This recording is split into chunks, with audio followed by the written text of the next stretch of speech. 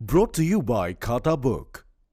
इनका टुमारो हो ना हो, लेकिन हिसाब टुडे हो सकता है। हाँ?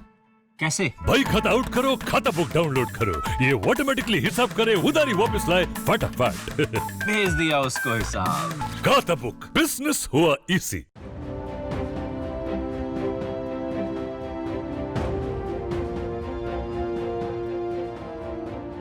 कोरोना का संकट पूरी दुनिया के लिए विकराल था, लेकिन इस मुश्किल दौर में भी भारत प्रत्यक्ष विदेशी निवेश लाने में सफल रहा है। वित्त वर्ष 2020-21 की पहली छमाही में भारत सबसे ज्यादा एफडीआई सिंगापुर से आया है। इस दौरान सिंगापुर ने भारत में 8.30 अरब डॉलर का एफडीआई किया। वहीं इस बार दूसरे और चौथे पायदान पर मौजूद रहे देशों ने इस मामले में अदला बदली की है। मॉरिशस 2 अरब डॉलर निवेश के साथ चौथे नंबर पर खिसक गया, जबकि अमेरिका 7.12 अरब डॉलर के एफडीआई के साथ चौथे से दूसरे पायदान पर आ गया है।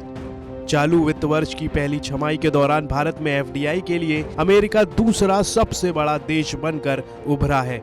साल भर पहले की समान अवधि में मॉरिशस भारत में एफडीआई के मामले में दूसरा सबसे बड़ा देश था। इस मामले में विशेषज्ञों का कहना है कि अमेरिका से बढ़ता एफडीआई दोनों देशों के मजबूत होते आर्थिक संबंधों की ओर साफ संकेत कर रहा है। वित्त वर्ष 2019-20 के दौरान भी भारत के साथ सबसे ज्यादा कारोबार करने वाला देश अमेरिका ही था।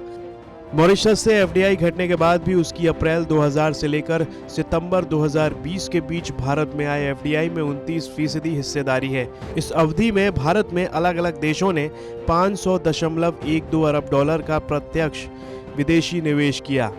चालू वित्त वर्ष की पहली छमाही के दौरान एफडीआई में 15% की बढ़ोतरी दर्ज की गई है। अकेले अगस्त 2020 में भारत को 17.5 अरब डॉलर का एफडीआई हासिल हुआ था। खैर, अब दुनिया के कई बड़े देश भारत के बड़े बाजार की तरफ निगाहें लगाए बैठे हैं। निवेश की बात है तो निवेश के मामले में भारत ने अलग ही कीर्तिमान खड़ा कर दिया है।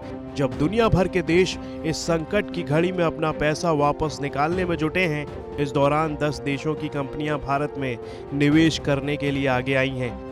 उत्तर प्रदेश की योगी सरकार इन कंपनियों से राज्य में 45,000 करोड़ रुपए का निवेश लाने में सफल रही है। अब जल्द ही ये कंपनियां निवेश की प्रक्रिया को आगे बढ़ाएंगी।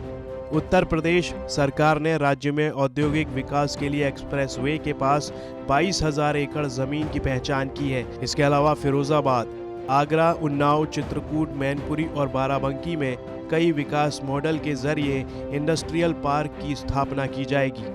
ग्रेटर नोएडा में एमएसएमई पार्क, इलेक्ट्रॉनिक्स पार्क, परिधान पार्क, हस्तशिल्प पार्क और खिलौना पार्क भी इस क्षेत्र में प्रस्तावित हैं। जेवर अंतर्राष्ट्रीय हवाई अड्डे, फिल्म सिटी और इलेक्ट्रॉनिक सिटी भी बनेगा। इन परियोजनाओं से 40,000 करोड़ रुपए के निवेश और लगभग 1.35 लाख रोजगार की संभावना है। ब्यूरो रिपोर्ट, भारत तक।